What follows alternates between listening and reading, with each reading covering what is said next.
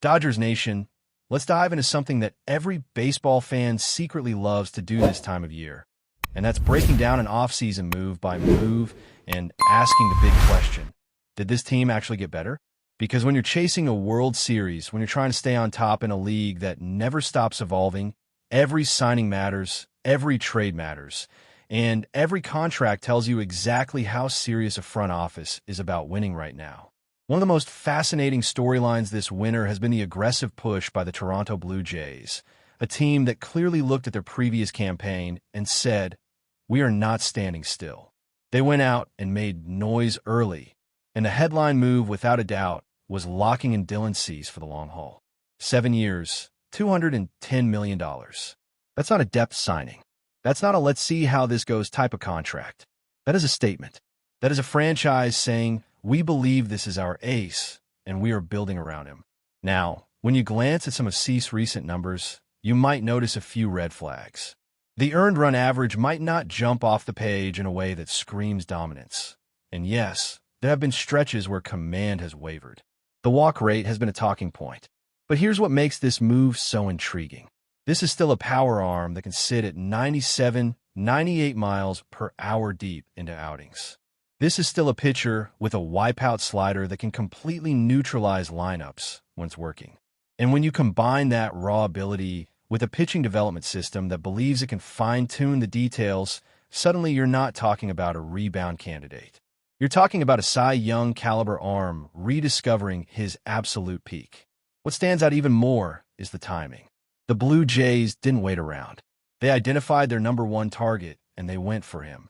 In today's market, especially for frontline starting pitching, hesitation can cost you everything. Contracts only get bigger. Demand only grows. So when a team commits early like that, it shows conviction. They did not treat Cease like a fallback option. They treated him like the guy, and that confidence can go a long way in setting the tone for an entire rotation. And let's talk about that rotation for a second, because that's where things start to look really dangerous. When you slide a power arm like Cease into a staff that already has established veterans and reliable innings eaters, suddenly the depth chart looks intimidating. You're not scrambling for a fifth starter. You're not praying that a spot star holds things together. You're stacking legitimate options, one after another, and that's how you survive a 162-game season. That's how you position yourself for October, when every game becomes a chess match and every matchup matters. But pitching was not the only area of focus. Another move that has generated serious buzz is the addition of Kazuma Okamoto. Anytime a player makes the jump from overseas leagues to Major League Baseball, there's always that question hanging in the air. How will the bat translate? How will the velocity adjustment look? Can the approach hold up against elite breaking balls night after night? Those are fair concerns. We've seen transitions go both ways in this sport. What makes Okamoto different is the track record. This is not a one-year breakout. This is not a flash in the pan. He has consistently delivered power year after year, stacking 30 home run seasons like clockwork. That kind of sustained production tells you you're dealing with a polished hitter, not a project. And early glimpses in spring action have only fueled the excitement. The swing looks compact. The timing looks comfortable. And, maybe most impressive, he has shown a knack for delivering in high-leverage spots, something that can change the entire complexion of a lineup. Replacing a key offensive contributor is never simple. When a team loses a player known for timely hits and big moments, the pressure naturally shifts to the newcomer. But Okamoto does not need to replicate someone else's identity. He needs to bring his own strengths. There is legitimate power in his bat, and there is defensive capability that allows him to hold down third base without becoming a liability. When you consider the financial structure of his deal compared to some of the bigger contracts around the league, the value component becomes even more intriguing. Beyond those two headliners, the Blue Jays continued to build around the margins, adding experience, adding bullpen depth, and reinforcing areas that can quietly swing games in late innings. A sidearm reliever who can give hitters a completely different look. A veteran starter who can stabilize the back end of a rotation. These are not always the moves that dominate headlines, but they're the moves that often decide division races. The real conversation, though, always circles back to the same question. Did they improve enough? On paper, the pitching staff looks deeper and more versatile. The bullpen options appear more reliable in defined roles. Offensively, there might be slight adjustments in overall firepower, but there is balance. There is defensive strength up the middle. There is enough on-base ability and power potential to keep this lineup in the upper tier of the league. What stands out most is the sense of intention. This was not an offseason built on hope. It was built on calculated aggression. Identify weaknesses, address them directly, and trust the core to carry the rest. In a division that never gives you room to breathe, that mindset matters.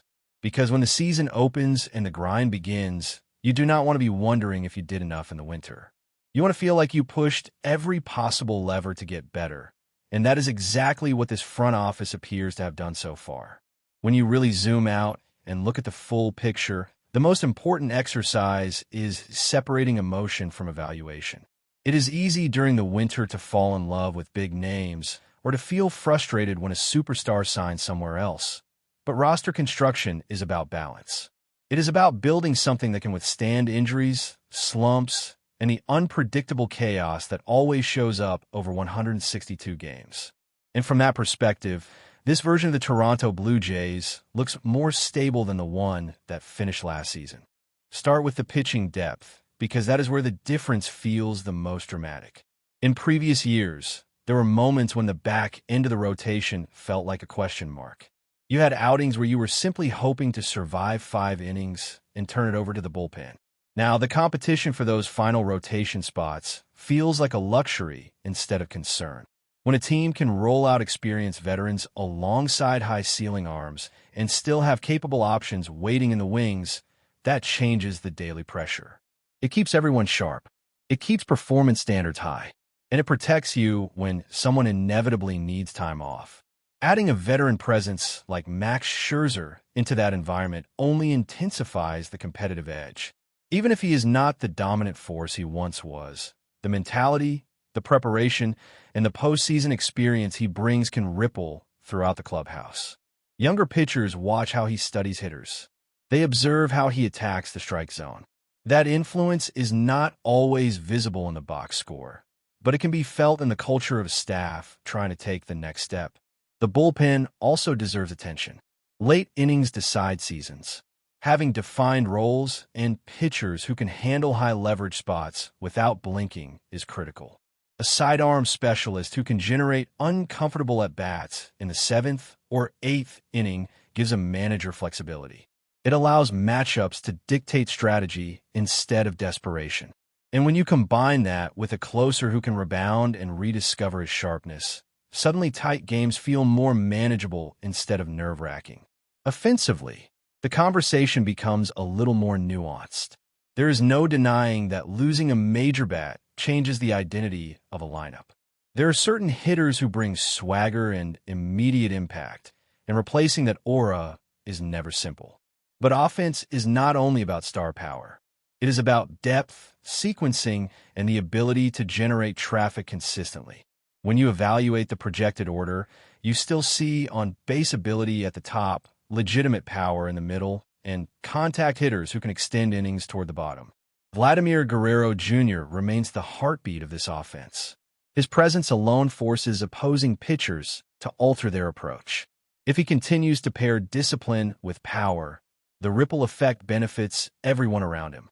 Add in a full healthy season from key contributors who dealt with inconsistency or injury last year, and there is reason to believe the run production will not fall off a cliff. It might look slightly different stylistically, perhaps leaning more on balanced contributions rather than one explosive force, but that does not automatically mean regression. Kazuma Okamoto's role becomes even more intriguing in this context. He does not have to carry the entire load. He needs to lengthen the lineup. If he provides consistent extra base hits and proves reliable in high-leverage situations, that can offset the absence of a traditional superstar addition. And if younger players continue developing, taking incremental steps forward instead of stagnating, the overall offensive profile could surprise people who expect a dramatic drop. Defensively, there's a case to be made that this team could actually tighten up in key areas. Strong infield defense up the middle can shave runs off the board across a full season. Turning borderline ground balls into outs instead of extended innings helps pitchers maintain rhythm and conserve energy. In tight divisional games, those small details often separate a 90-win team from an 85-win team. So when you ask the big question, did they get better? The answer leans toward yes, especially when weighting pitching improvements. The ceiling of this roster feels higher because the margin for error has expanded. You are not relying on everything going perfectly. You have contingencies. You have competition. You have multiple paths to victory. That is a powerful place to be entering a new season. Now comes the psychological shift. The offseason debates are over. The hypothetical trades, the contract comparisons, the grading scale discussions, they all fade once the first pitch is thrown. At this point, it becomes about execution. It becomes about chemistry forming naturally over road trips and homestands. It becomes about how these new pieces blend with the established core when adversity hits, because it always does. There will be stretches when the offense looks unstoppable. There will be weeks when the bats go quiet and the pitching carries the load. There will be injuries that test depth. That is the rhythm of baseball. The encouraging part is that this roster appears built to absorb those fluctuations more gracefully than before. It feels less fragile. It feels constructed with October in mind, rather than simply chasing regular season headlines. And that is why the overall grade settles comfortably in the strong range. Not perfect, not flawless, but ambitious and strategically sound. If the frontline arms perform to expectation and the offensive transitions stabilize early, this team has every reason to believe it can compete deep into the postseason. The blueprint is there. The talent is there. Now, it is about watching it unfold over the long grind of the season that never waits for anyone and never hands out guarantees. But before we move forward, don't forget to join our channel and give this video a like. Your support helps us keep delivering the latest news about the Los Angeles Dodgers. We'd love to hear your thoughts on the news, so drop a comment below. Whispers began circulating around the ballpark and quickly spread through league circles after reports emerged that Terry Francona, manager of the Cincinnati Reds, was less than complimentary when discussing the Los Angeles Dodgers behind closed doors. No microphones were present, no official quotes released, yet the story has gained traction due to the timing and the source of the alleged comments. According to those familiar with the situation, Francona was frustrated with what he reportedly views as an uneven competitive landscape. The Dodgers, often portrayed as baseball's modern superpower, are said to have been referenced as a symbol of financial muscle and structural advantage. Insiders claim the Reds skipper questioned how smaller market teams are expected to compete consistently when facing organizations with deeper pockets and star-studded depth charts. Nothing suggests a personal feud, and there is no indication that Francona intended his remarks for public consumption. Still, the mere idea of such criticism has fueled speculation. Francona is widely respected across the sport, known for his measured tone and clubhouse-first mentality. That reputation is precisely why the rumor has resonated. If a figure like him is voicing discontent, even privately, it may reflect a broader sentiment quietly shared by others. Representatives from both clubs have declined to comment, adding another layer of intrigue. Around the league, executives and players alike are said to be split. Some reportedly sympathize with the underlying frustration, while others believe the Dodgers simply operate within the rules and should not be faulted for maximizing their resources. Whether the comments were blunt or merely misinterpreted remains unclear. What is certain is that this rumor has reignited debate about balance, spending power, and the quiet tensions that exist beneath the polished surface of professional baseball. In a sport where public diplomacy is the norm, even an unconfirmed criticism can echo loudly. That's all for this update.